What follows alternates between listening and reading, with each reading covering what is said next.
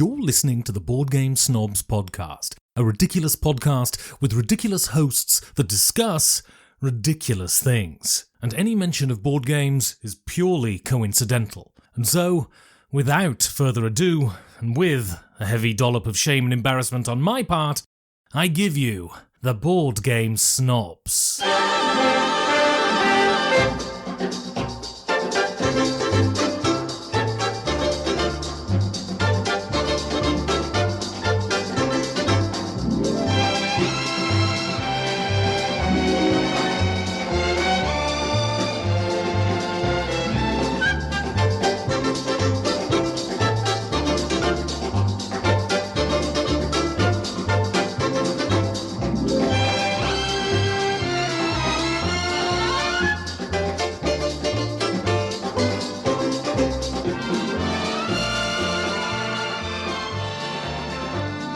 Hello there. Well, first let's do a retest. This is a retest. Bring in the best. Coming in hot. Well, that was all. Just go ahead. You need to clip that. And go. Why'd you laid that one out Just there a little bit there. Laid it out. Like that a lot. Did you hear about this Board Game Snobs? Send us an email, boardgamesnobs@gmail.com. This is Jerry. This is Gaby. Did you hear about Tetris getting beat? I saw that, and I didn't know, with the news these days, I didn't know if that was new or old. It's brand new. Just happened. When this podcast is released, it will not have just happened, but it happened. And about a month ago, this happened. Right. Why is beating up Tetris so important? Because apparently it was never beaten before. I didn't know there was a bit. So there was a certain level that was like the final level? Nope. Okay. How was it beaten? Score-wise? Nope.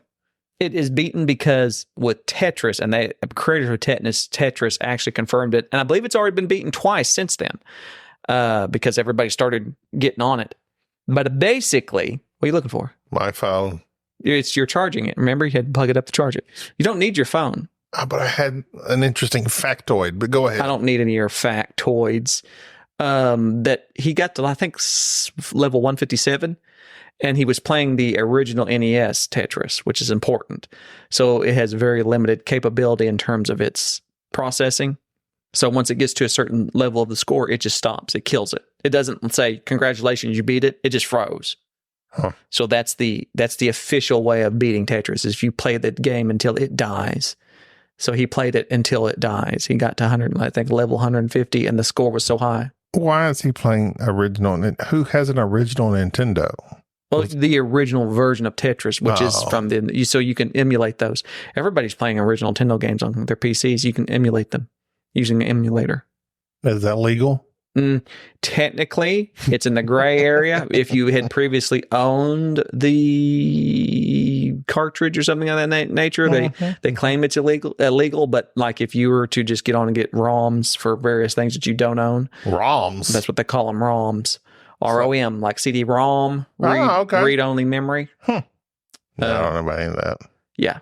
I'm not a tech guy. Well, either way. The only way I'm a tech guy is in regards to this podcast. Why are you doing finger quotes? Because tech guy, you're a certain type. You edit the podcast. I edit the podcast, you couldn't but beat I'm not Tetris. a tech guy. Quit doing those finger quotes. I can't stop it. It's irritating me. You're just doing one-handed air bunnies. That's what they call them. I don't like air bunnies. That's stupid. Peter Cottontail running across there. But he beat Tetris. That's an amazing thing for someone to have done. Why? Is it because of the speed factor that it's an increasing speed? Yeah, it just gets worse and worse and worse and worse and worse. I have never been a fan of Tetris. I understand what it does. I know that there's many games that we play now based upon it, such as Junk Drawer, a myriad that now Tetris is the big thing in board gaming, basically, with the polyominoes. Tetraminos, whatever.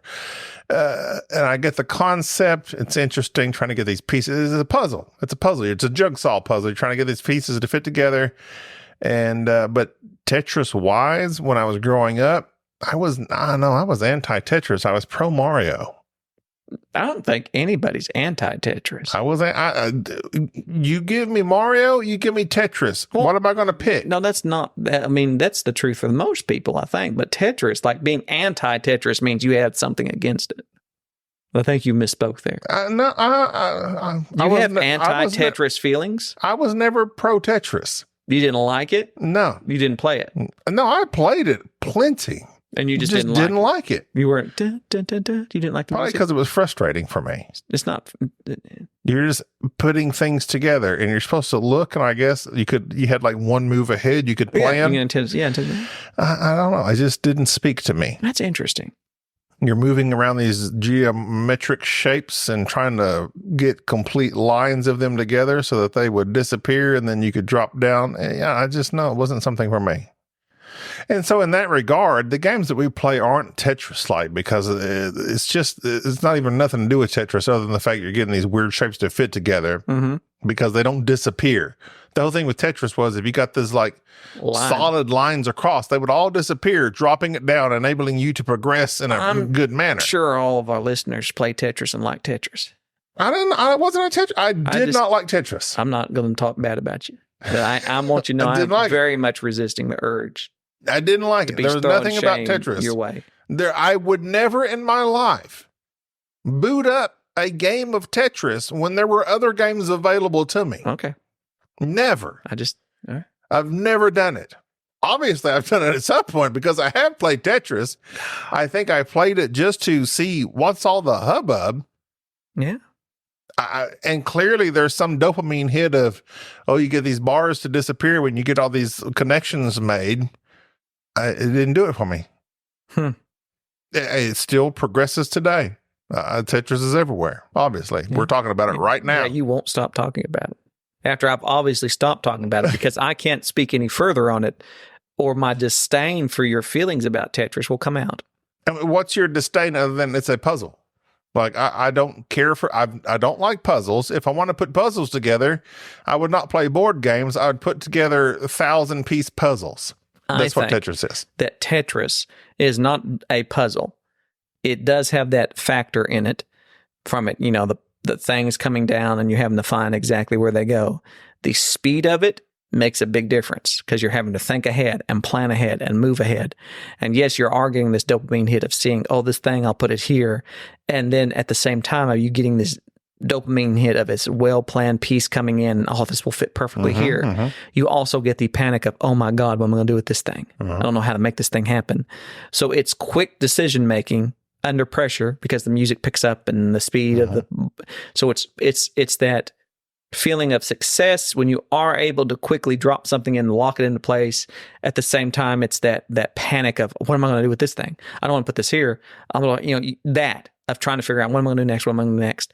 So yeah, it's you pay a big price for your mistakes in this game. So it's more than just a puzzle and just putting blocks in the space. The speed of which you have to do it, and the spatial intelligence that's required, and quick thinking.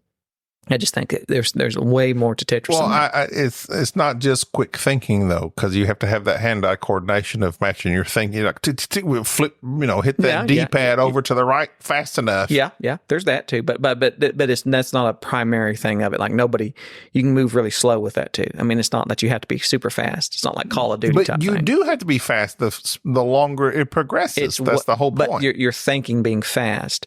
Like this kid didn't struggle. Like it wasn't that it got that high. It's the well planned. If you're doing that, you're losing the game. Like if you're depending on your speed. And I find it interesting that people that always beat these games are children to teens. He's 13. Yeah, like tweens. Yeah, he donked it out of the park. Actually, he's not a tween. He's right there at a teen. Good for him. Congratulations, whoever you are. I think his name Willis B. Tetris. I can't remember. A game that we have not discussed on this podcast that we played. I can name a bunch of them. And we enjoyed. Really?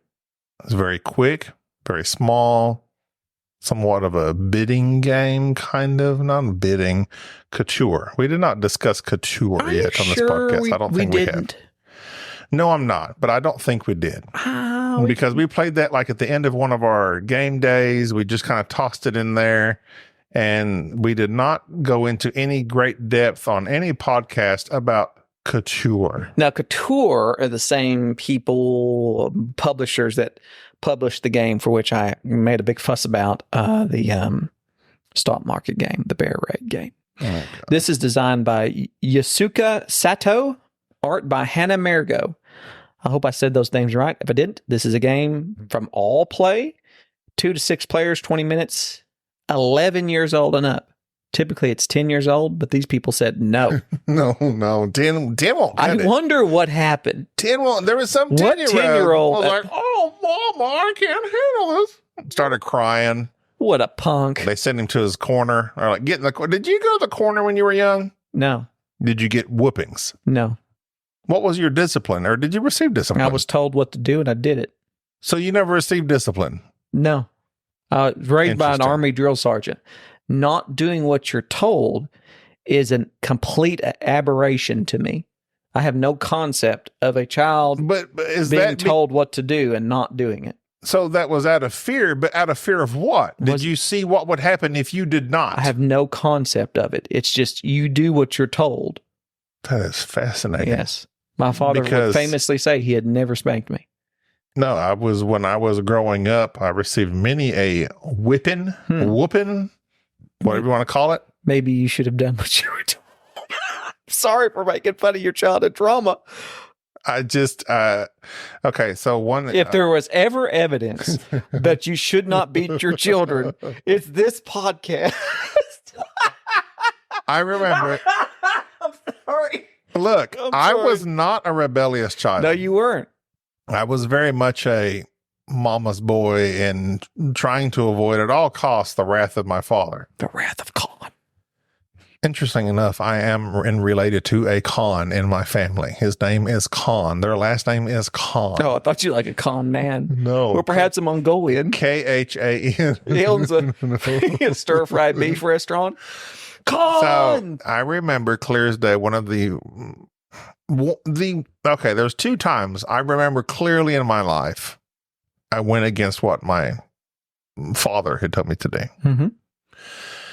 One, when I was whatever bicycle age that is, when you're riding your when you're riding your BMX around town, probably 12 years old. Okay. There was a store that was across the street. Mhm. Several blocks away. And in that store, there was an arcade game called 1942. I loved playing 1942. I'm going to look that up real fast. My thing was a Capcom game. You fly around this B-12 bomber, basically, that would shoot. You would hit that fire button, and it also had a Yes. flip button. There's 1943 Battle of Midway. No, that wasn't the one. 1942.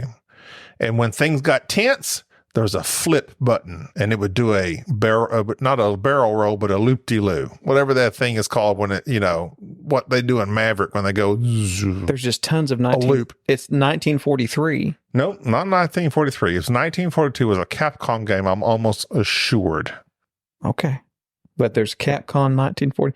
Yeah, 1943 Capcom. They're all 43. And there's 1942. Okay. I would stake my life on this. Okay. All right. I'm going to keep looking. So I would go, and I played this game several times. Well, unfortunately, this arcade cabinet was across the road of where my boundary was as a bike riding youth. 1942, there is one. Thank you. You can get on Nintendo Switch. I had a few quarters in my pocket going jing-a-ling-a-lang, You can also get it on Steam right now. You can get it on the PC. and I got on my bicycle, my BMX, and I rode across the road that was my boundary. Therefore, I was told not to go there. I slipped those quarters inside that cabinet, and it brought me great pleasure to play 1942 and shoot and loop and barrel roll and all these things, avoiding all those fighters while I was trying to drop bombs. You said that very weird. Then I go home, and somehow or another, I believe my brother ratted me out. And he said, Gaby went beyond the boundary that you have set. I received stern, what they call that when you whip somebody, not capital, that's death. Stern punishment. It was a punishment for that. As a punishment, they call it. Corporal? Anyway, corporal. I received stern corporal punishment. Well, I always receive sergeant punishment. and I got whooped on my behind. It was not long after that You started wetting the bed. no, I mean, I did that in my early years. But finally they gave up on that, and then they started grounding. Oh, I got you. Because, it's like I would rather endure a few moments of pain and be able to hang out with my buddies than grounding. So then they started grounding me. How does this relate to Couture? I'm done. Forgot. Okay, because I literally have no idea. How did we get there? You just started talking about your father whipping you. No, I forgot how we got there. I just said something about 10-year-old, 11-year-old, and then you were like, my father used to beat me. I'm like, okay. And so I just sat real quiet, let you talk. I was like, okay. Maybe that's where I got there. I guess. That's all I remember I cannot remember. I know that was it. Oh, well, I'm pretty sure I said 11-year-old. Why that 10-year-old? As soon as you said 11-year-old, I had flashbacks. You start on in 19. I tried to play. I tried to play 1942. Got whooped for it. I can't go across the street. I'm like, okay. I got whipped. So I went from whippings of all sorts to groundings, and then eventually, I moved out of my home. But you never received any sort of punishment. No, because I never did. I did what I was told.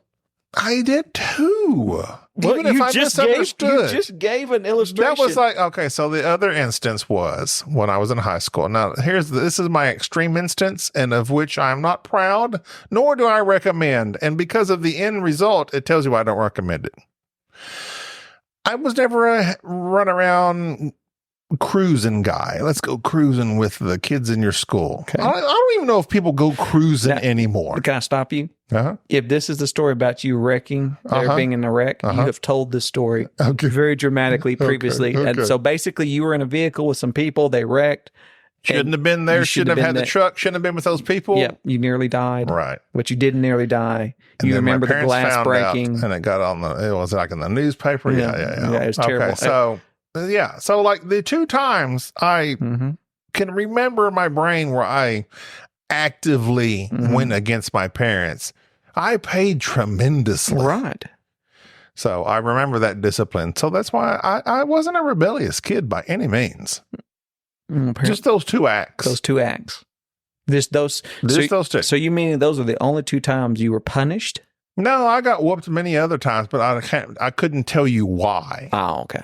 It was just childish ignorance. Oh, okay. Well, in Couture. Let's go back to Couture. It's like, okay, just get it out. You got it. You aired it out.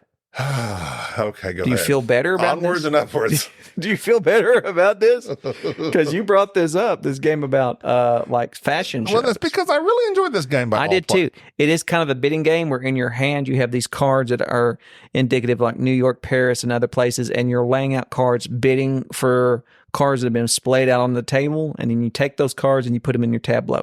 It's very mundane, but basically the theme of it is that you're traveling to these various locations and you're modeling for those menus, and then you're adding these various cards from the market to your portfolio.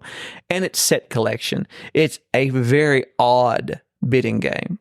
Like, this is not your traditional bidding game. It's a very small box bidding game. And the feel that it gives you is, yes, you see what you want out there. Yes, you have these various cards in your hand that when you splay them out, you're putting this many points to this area and this many points to that area, and whoever has the most points gets those cards. So some people can, of course, outbid you on that. But it's the skill of knowing, I'm going to bid here and get these cards so I can use these cards later to bid type thing. It's a very small box game, very intuitive, very easy to teach. It doesn't make a lot of sense when you first start playing it. Like the first round, everybody's going, what am I doing? This doesn't seem right. And then as soon as you play that first round, you're like, oh, okay, it makes perfect sense. It gave me the same feel that I got in modern art with all the various weird bidding, and I'm buying this and it's not worth anything, but it might be worth something later. And it's the same feeling. If you like modern art, then Couture by All Play Games is a definite must. This is an amazing bidding game with very nice artwork. It's I don't know that'll go amazing. It's a very interesting game for the small. It's literally like a 5x5 box, and it's nothing but cards. You're just playing cards. I like they do have those little like magazine covers that you win when you get the certain set collection points. Yeah. It was I just like it And it reminded me of the whole fashion genre of gaming, which we have this one and one other, which I can't remember. Predaporter. Which we desperately. I loved Predaporter when we played it. I just loved it primarily for the fact of it's such a interesting new theme. We need to do a theme day and play Couture and play Predaporter. Play all our fashion games. I wish there were more. Is there any more? Rococo, which we don't know. I do. I desperately want to play Rococo. And which we never play it every chance we get. Griffin is extremely expensive. Extremely They were expensive. supposed to do a remake of that for like computers or something, theming it. Yeah, I think I know I think I heard that as well. But I genuinely enjoy the fashion Making dresses. theme. I like fashion. I enjoy fashion. I'm not into fashion. If you see me out on at any BGG con, I'll more than likely be wearing the dad shorts of cargo shorts and a t-shirt. And a t-shirt. I've or a never seen polo. you anything else but That's me. a shirt. But I do appreciate a well-dressed person. I just don't have the body for it. I have suits, and of course, I feel like your suit doesn't necessarily have to be tailored, but it needs to be fitted to you. Like just buying a suit off the rack. Yeah, I have suits too that they're real baggy on me. Yeah, you don't. I don't like that. I cannot handle wearing a regular shirt. These sizes on them, a lot of people don't understand. If you buy a dress shirt and it just says regular, those are the baggy. They have to let out my chest and arms. They're fitted, slim, and all that. You know, you want to get one that's form-fitting, like not tight, but you don't want them tight and ridiculous looking like the style was there briefly, where all these men are wearing these super tight suits and they look ridiculous. That's like if ridiculous. they had to break out into a run, they wouldn't be able to make it. They're the British cut. Yeah, I don't want it dragging the floor, and I want it cinched up in all the right spots, and that's all I ask. Mm-hmm. That's the same thing. You'd think that would be a theme, I think, for a board game, like tailoring suits. That'd be a good theme. Don't cut this out of the podcast. We might make us a board game. I doubt it. Couture, both Couture and Predaporter have to deal with like putting on shows. These are dresses and shows. But as far as tailoring, maybe that's Rococo. I don't know. That's tailoring dresses. Okay, so it's along that line. Yeah, it's not necessarily tailoring suits. So you want to make a strictly tailoring suits board game. Yeah. That sounds nice. This is copyrighted. Don't TM, steal my, TM in a circle. Yeah, don't steal my ideas. And the C in a circle. Ryan Maxwell messaged me and said we need to make a board game together. What are you going to make? I don't know. A bowling game. No, clearly there is a bowling game already, and I have it. A board game? Yeah, it's a solo game. It's nice. It's actually a very good card game where you're utilizing cards in your hand to remove the pins that are stacked just like pins. And you're saying this number removes this pin and all that. And you have to do it like, what's the game? Not solitary, but the cards are stacked. You have to remove this one to get to that one type thing. It was like a Microsoft card game. I cannot remember. But like they're shaped as a pyramid and you need to remove this card to be able to get to this card. Huh. What is the name of that game? Somebody remembers it. Seven Wonders. No, not a board game. Oh. 7 Wonders. I don't know. Why do you? I just say words. I know you just say words. You don't think of anything, and you just say that, and that makes me incredibly irritated. This is me swallowing that. This is me going. I say words. This is me not pointing that out and being. I'm glad I am. I'm going to drink the rest of your box wine. I'm glad you've improved as a person. Another game that wine is not strong enough for you. That is just fruit juice. Okay, so at the end of it, you're hating it. When you first drink it, you're like, "Oh, this isn't bad." I didn't want to hurt your feelings. When you're angry, this is awful. When you're angry, this was awful. This was awful white wine, and you're getting a lot of white wine right now because this was awful. Go ahead. My suits don't fit. Why is my suit? Go ahead. Velonimo. Yes. 25th Century Games sent me this game. Thank you, 25th Century Game. Velonimo is based on another game, which leaves me. This is a Bruno Casala game, by the way. Now, with 52 card deck games, they can be called anything. But when my family played this game, it was called President. But then we changed it to El Presidente. Why? I don't know. But it's what it's forever called in our family. From Chile.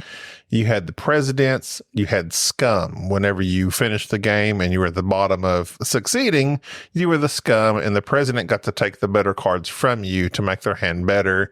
And then you did the card swap, which takes place in this game as well, but it's built into cards in the game.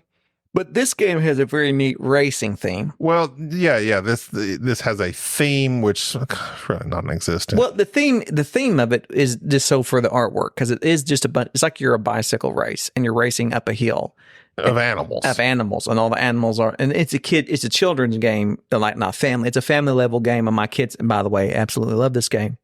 Where you have the deck of cards, and the cards are numbered like 1 to 7, I believe, and some of the cards are of no, they're not different colors, they're different types of animals. And so on your turn, you can play either all the cards of the same color or all the cards of the same number. And when you do that, they count as tens instead of just what their face value is. For instance, if I had a green 1, 2, and 3, I could play all those, and though they don't count as 1, 2, and 3, they count as 10 points apiece. And so that's 30 points plus the lowest card. So that's 31 points. Or if I played 3 1s, then that's 30 points plus the lowest card, which is 1. That's 31 points. And that's the number that the next person has to play to beat or pass. And so basically you're just wanting to empty your hand and get rid of all the cards out of your hand. It seems so simple. So the thing is with the ones we'll get to here in a second, but the thing is with this game is you have to beat the previous amount of points played. Correct. So if someone, and I'll get into the difference between this and the 52 card game.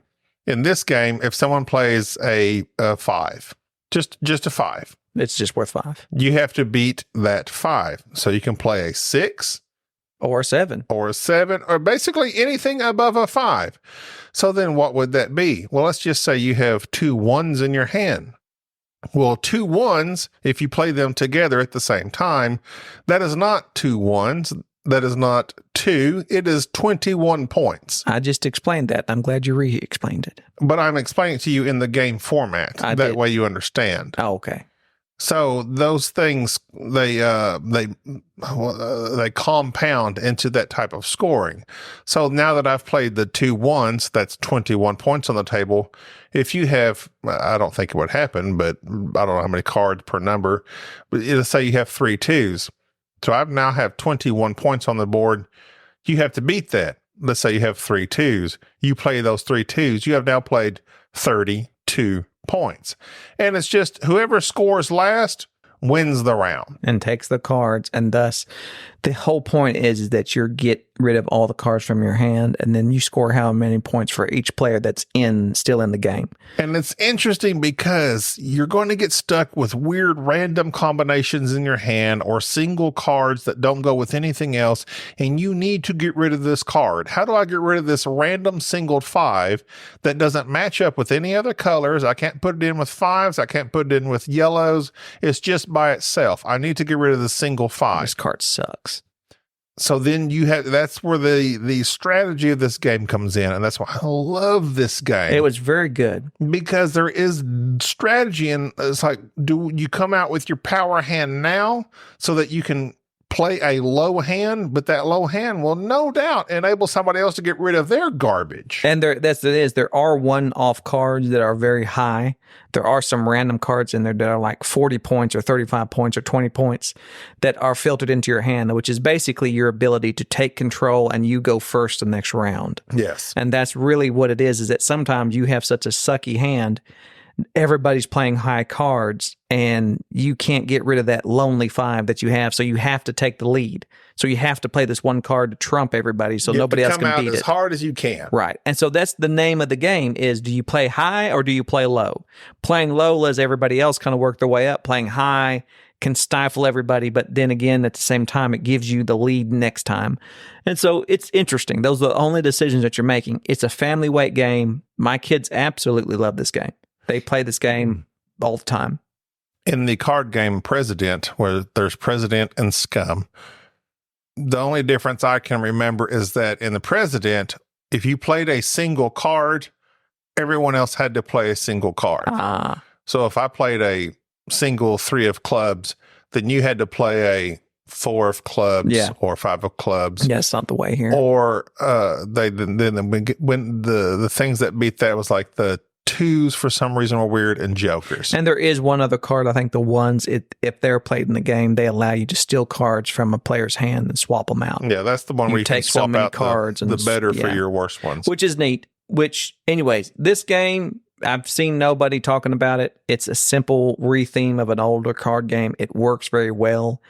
Joffrey has gotten us into playing these very lightweight games. Yes, and I absolutely have enjoyed the games. I want to play Scout again. The Scout broke my brain, but that was because I was super tired and it was late at night Scout's when we played Scout at BGG Spring last year. Scout, this game, there's so many of these games that take classic 52 card games from, just regular decks that you've played with your family. And basically they streamline it and they make them better.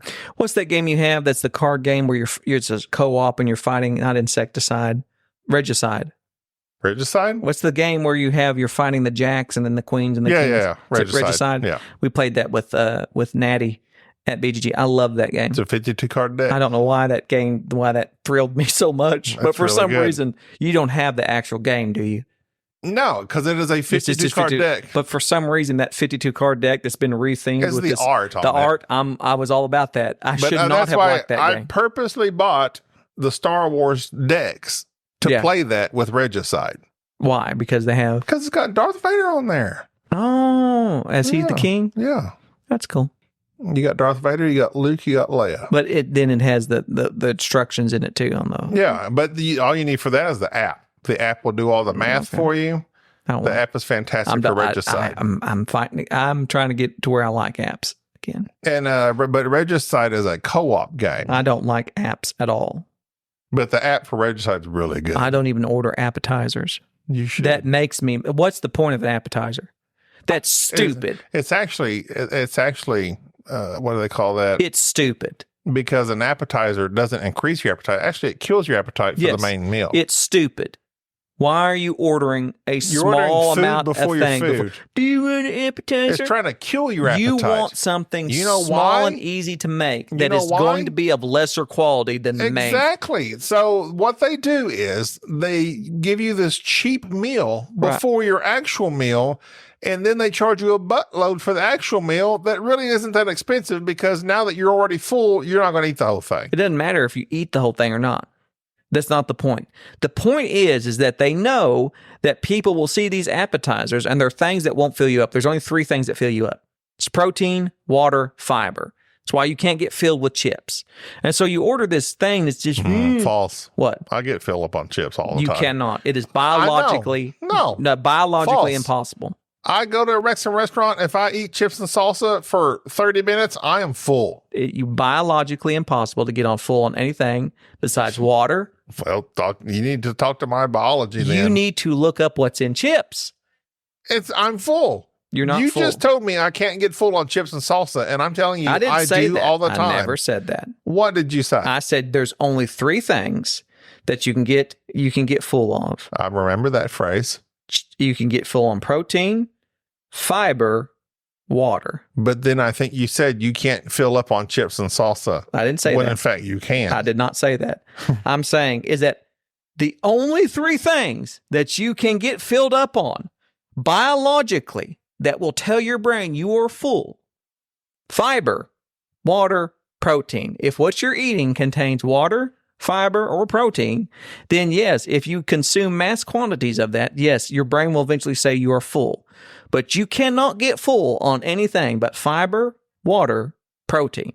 So if you're saying you're getting full on chips and salsa, thus one must conclude that one of those things probably have fiber, water, or protein in it, or it simply is your idea of full because you're so messed up in your sensations. It's probably you just getting sick, which is not being full. I'm not sick. Yes, getting sick from eating too much of it. No, I just eat a bunch of it. No. I can eat like 5 baskets of chips and salsa. Either way. And like by the time they bring my food out, I'm like, I'm good. No. The point I of don't need that appetizer, taquita. which appetizers are stupid. Nobody should order appetizers. Chips and salsa are free at any Mexican No, restaurant. I don't like chips and salsa. I freaking love chips and salsa. I live off of chips and salsa. I don't like that. I think it's. I eat chips and salsa for dinner half the time. Yes, I know. It's a ploy. There's no such substance, and all it does is just carbs. It's terrible. Substance. It's terrible. Yes. No, yeah, I agree. There's no substance. Yes, it's an awful That's not thing. even a word. Yes, substance. Substance is not a word. Are you kidding me? Sustenance is a word. Substance is what I said. You're saying substance. Substance. What did I say? It's spelled substance. S-U-S. There's no B. Substance. Substance. A sentence that is part of a larger sentence. Substance. I was late is a substance of I was late because it was snowing. You're looking at I'm saying sub-sentence. that appetizers are a substance of dinner. They are a sub. There you go. Okay, I just didn't understand the angle you're approaching. I know that you were from. saying sustenance, Sustenance. which I don't like. You don't like sustenance. I don't like to use sustenance in a word Why? phrase because it sounds weird. I love sustenance. Sustenance. No, you don't. I love it because You it's like don't sus. like sustenance. No, you don't like Sounds sustenance. sus. You don't like I like sustenance. sus and I like tenants. No, you don't. The I hate- movie? I love the movie. Actually, I don't. I don't care for that movie. I loved Tenet. I did 'Cause not it's care for smart. that movie. Oh, you don't even know what you just watched. I did. I watched it several times. That's exactly. Anybody that watches Tenet, they're like, "Oh yeah, it's a very smart movie. I It love is. this movie." It is. They cannot tell you what just happened, but it makes them feel smart and recommending it as a movie they like. No, it doesn't. You Yeah, can it tell does. you. I No. told you when we walked out It's of a the theater. presumptuous movie. No, it is not. It is How most dare you? certainly presumptuous. All right. First off, do you not understand what Tenet was about? All go forward and backwards all at the same time. No. See, here we go. Oh No, my God. we're not going to discuss this. No, we're not going now. to discuss it because yes, but I'm just saying yes. I watched it the first time and understood what was going on, and I was. Just anybody that says Tenet was their favorite movie, get over yourself. Oh no. Get over yourself. I like Fast and the Furious. I do. I I that's my enjoy that. favorite show. You know, I enjoy like those explore- movies. Let's go to space. Family. I love family. Sorry, family's important to me. Yeah, it's not family. If his family was important, he'd quit doing what he's doing. That's true. This he whole is toxic. Fast and He's very toxic. Fast and Furious is awful. Absolutely. But it's Fast and so Furious. highly No, it's entertaining not. to me. I have not ever been entertained. Are you not by entertained? the first one in Tokyo Drift entertained me because Coco Drift is really underrated. yes, I was entertained by And I those. like that actor. I don't remember his name. the guy. Lucas. Guy that's from he's like from Alabama. from Alabama. Wow. I like What's him. going on here, guys? I like He's him. got that Daisley what? No, yes, he does. no. He's on NCIS. I don't know what you're doing. Yes, he is. He's got that real nasally. He's got the same bowl cut. Listen here, guys. He's got I like that him. Mississippi. He was in Friday Night Lights, the original movie. Oh, no, Starring Billy Bob Yeah, Thornton. he's a quarterback. Excellent movie about Texas football. I wouldn't call it an Texas excellent- high school I did football. not think it was that It's great. really good. It's a football It movie. also stars Explosions in the Sky, I think is the name of the band that plays the It was electronic just guitar It was music. just a football movie. I did not It's really find it to good, be but that. you don't like football, so you I don't like care for football. it. No, you don't. I You just don't. watched Barry You Sanders. don't. I just watched the Barry. You I just watched the Barry Sanders documentary that you haven't watched. I've watched more football. You're out of your freaking mind. I've been watching the football since. I've been watching the football. I've been watching. Well, listen, Look, but that okay, doesn't look, how no. much you've consumed doesn't mean not how much you like it. Football, We're just I going to have enjoy. this discussion. I enjoy football, but it's the fact is I don't enjoy any particular team right now because it's all the same stupidity. Do you see what they did with the Lions and Cowboys? That's the reason I don't watch football. I watched that. I didn't watch that game. That made me mad. Okay. So Friday Night Lights is high, not the television series, the movie, highly overrated. It's not highly overrated because it's not that rated. Yes, it is. No, it was it's called not. the best football movie of all time. No, that's necessary roughness. No. Friday Night No, Lights that's my opinion. is I'm the just most saying. acclaimed Starring football. Scott Bakula. and- Friday and Night Sinbad. Lights. Friday Night Lights was like called the best. You don't get when I'm joking, obviously. You bet. Necessary roughness is not a good football I movie. know it's not a good just football enjoyable, and I enjoyed it back when I was a child with Scott Bakula and Sinbad. Friday Night Lights. Then there's the replacement starring Keanu Reeves and the guy that kicks field goals. Which It's is a also in great Notting movie. Hill. It's a great movie. But nobody cares about my knowledge of stuff. Nobody cares about your knowledge. Friday Night Lights, like legitly, not the television series, the movie. That was like everybody raved about It's that. a good movie. It's a good movie, and don't fool yourself into thinking it's not.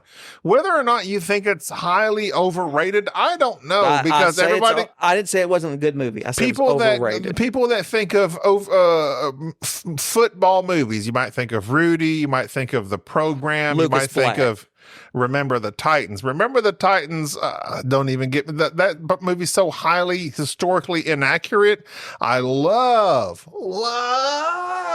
all the characters in that, all the actors in that. Yeah, historically, it's not right. Historically, completely made up. Right. It's a bunch of bull crap just to make you feel good But I felt good. about the racism that exists in the movie. Racism.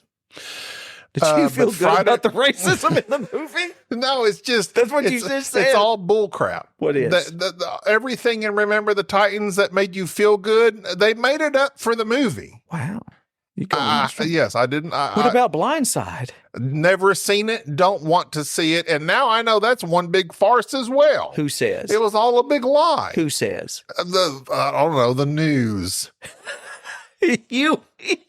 I don't know, but like everything in that movie has been like debunked. Really? Like everything that Sandy B did to help that poor sounds fellow. Like you don't like it was false. Sounds like you don't like football. No, I don't like fake news to make you feel good about a story that doesn't exist. That's like all that you consume is fake news stories. No, I don't consume fake news stories. I just watch fiction. Just watch fiction. You'll be okay.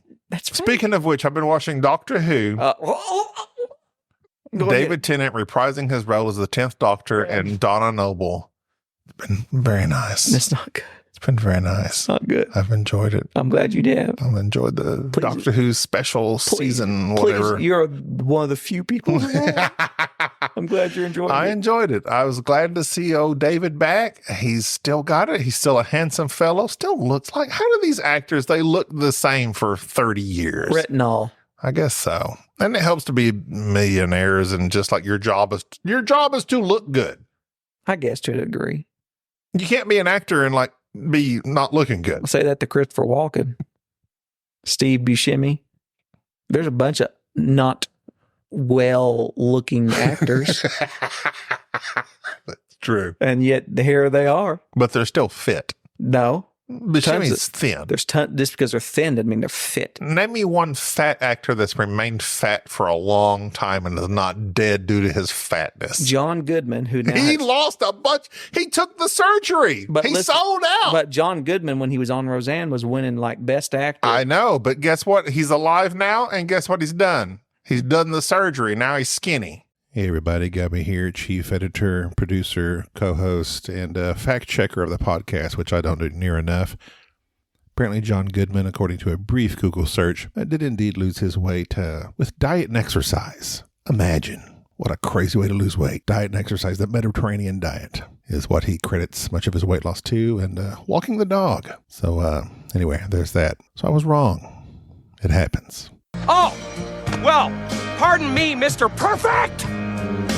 I guess I forgot that you never ever make a mistake. Carry on.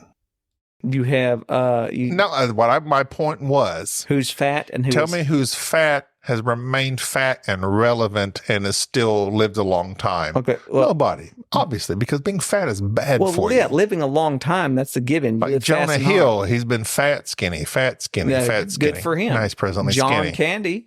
John Candy realized being obese was not good for him, lost a bunch of weight, just like Al Roker. John Candy died. Because he was fat. Yes, he did. John Goodman. John Goodman has lost his weight. Al Roker looks weird. Look, when we lose a bunch of our weight, we look weird sometimes. Al Roker he's just on. We look weird. Okay. Anyways, my point being is that just because they're overweight doesn't preclude them from being an actor. Just because they're thin. That's not what I said. Because they're thin doesn't mean anything. You're like, who's fit? I'm talking about There's tons of actors who are thin, but they aren't fit. I'm talking about the longevity of you being that way. When you have somebody, Tom Cruise has been fit and thin his whole entire acting career. Yeah. And he's looked kind of the same his whole career until recently. He's definitely showing his age because he's almost freaking 60 years old. Yeah. Obviously, you can't escape I don't time for understand that what your long. point is. Your point I don't have one. I'm just talking. Well, no, I know you're just talking. I'm just talking but about. I had a point, and then you David derailed it. Tennant was looking good, and he's always looked I thought good. you said He's you always- didn't like Tenet. I love. I got you. You said you didn't like Tenet. You was like, I don't like it's confusion. I'm anti-Tenet. Everybody who pro says Tenet. Everybody who says they like Tenet, they're just presumptuous. No, I don't like it. I'm pro Tennant, anti-Tenet. Anyway, Doesn't he spell his name the same way? no. Tenet. You look like a fool. I don't care about David Tennant. T-E-A. He's not irrelevant. He's not relevant anymore till he starts doing something with his acting career. He was doing some good stuff before this Doctor Who stuff popped up. He was in some actually really good shows. And now he's done this thing. He's fallen right back to this. The same thing, Phil, at Patrick Stewart. Need to leave this Picard thing alone. Go about your business. But here they go. They keep falling back into people doing this remakes. And You know why? Harrison Ford, Indiana Jones. Don't get me started. You know why? Why? Money? Power? Money, and they want to feel loved. They're loved. Stop. No, this has nothing to do about them being loved. It's them falling right back into being talked into doing something that they said they wouldn't do again. It's a weakness on their part because they have proved themselves. They have acted in these roles and then they've moved on. Yeah. But then the people say, no, we love you so much in this role. And then Nobody said that to Harrison Ford. And then Absolutely nobody said that to Harrison Ford and Indiana Jones. Nobody was clamoring to have him back at 80-something years old. oh God, no. Nobody wanted that. You're correct. So it's not that. It's not that the fans, don't put this off on the fans. This is something that the contracts and the agents and they're talking people into doing stuff. Han Solo wanted to die in Return of the Jedi. Harrison Ford wanted out. So what would your motivation be besides money? You're contractually obligated. No. Harrison Ford was never contractually obligated to come back 50 years later and Sometimes they will lock you into a contract when you're doing other films and say, hey, we'll do this film, we'll pay you X months, but we'll lock you into this other next movie we call you, you have to show up.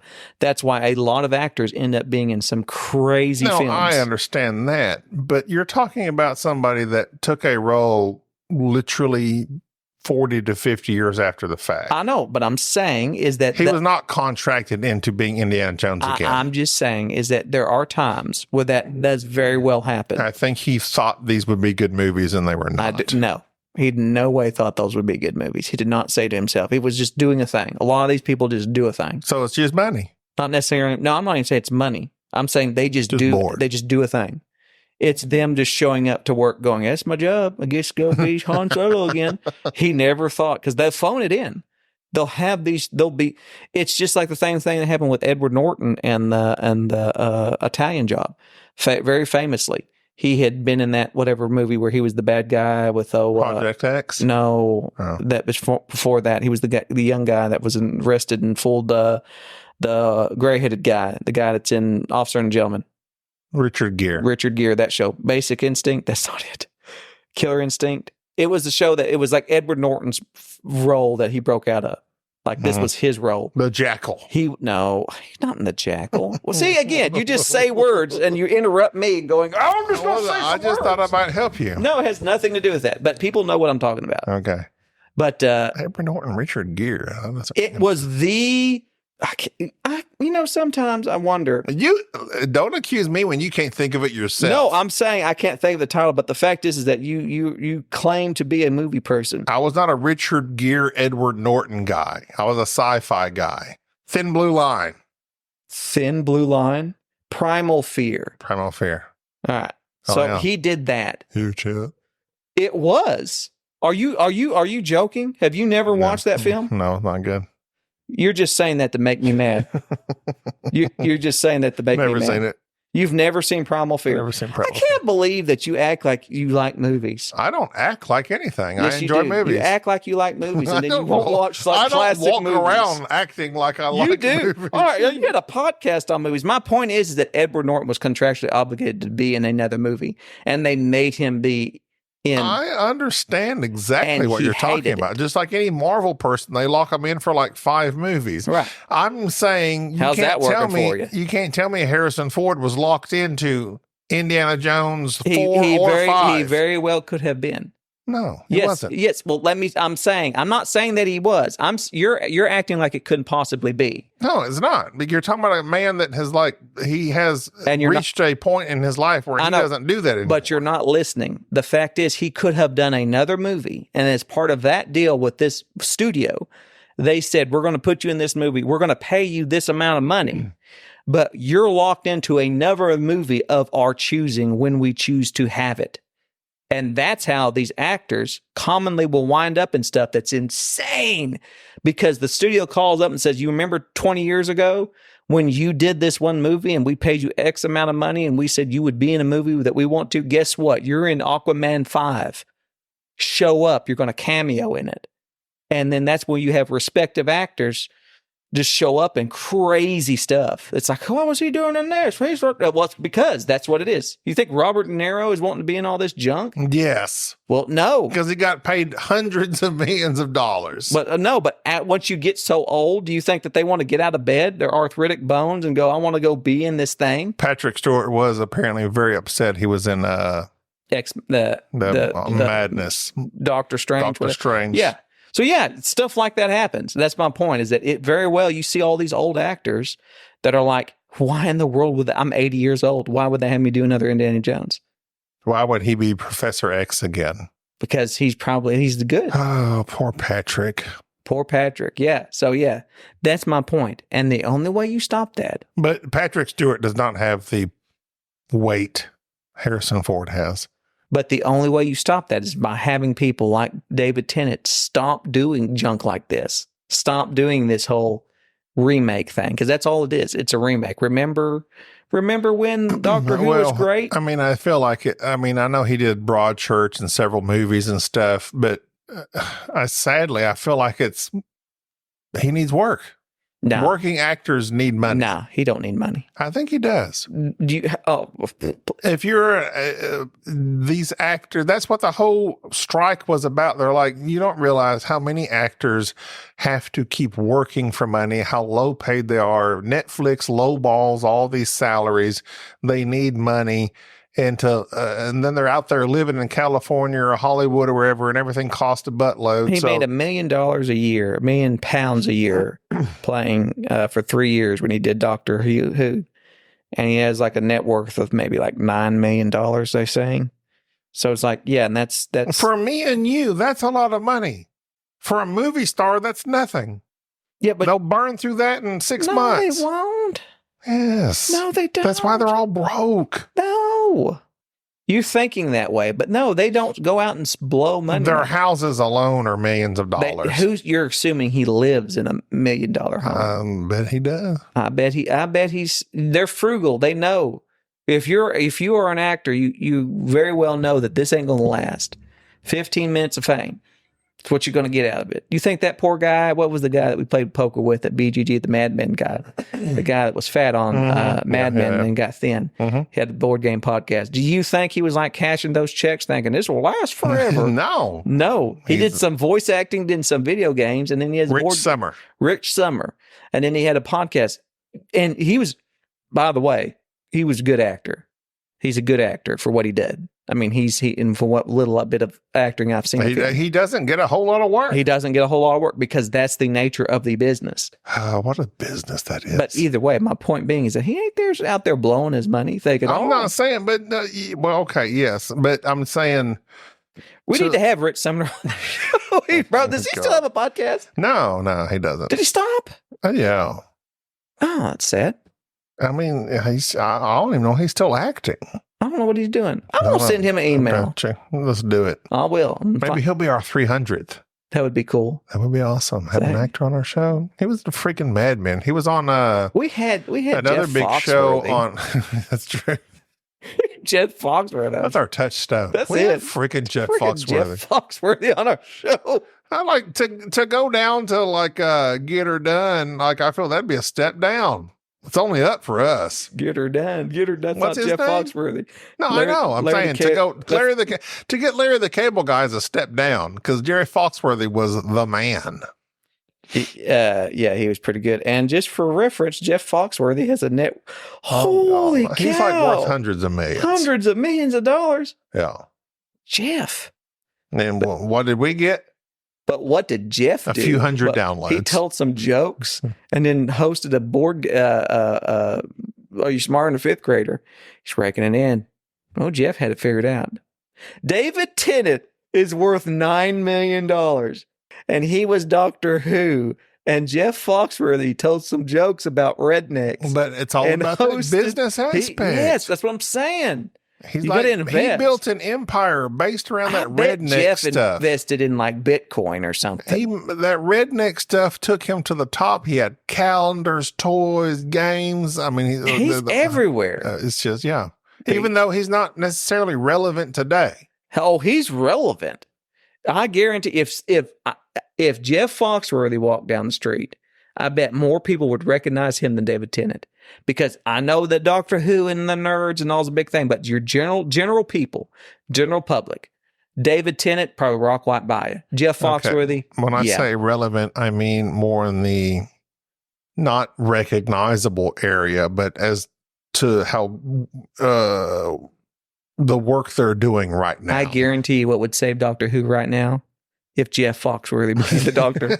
Just a Southern American Jeff Foxworthy show up and he's the Doctor and just told like, well, everybody, I guess we ought know where we're going this time. And all that, he just always wants to travel to the South. All the episodes of Doctor Who take place in Mississippi and Florida and Texas. Back in, well, we got to go down here. That would be an awesome, there you go, Jeff Foxworthy. He could do it. And all of his companions could be fifth graders. It'd be a callback to a bunch of kids. Like, it could be like the Magic School Bus. You met your wife in the TARDIS. Oh, yeah. Yeah. There you go. That would work. Okay, so my wife has just opened the door to our compound Matthew here in McConaughey could be BGS Dr. Studios and said dinner is ready, so I've got to go eat because I am hungry Matthew and I'm full of McConaughey. nothing but boxed wine. He says, I would go back in time. Do you not like my impressions? I'm trying to end the show. Okay. Thank you for tolerating this episode of the Board Game Snobs. Stay classy.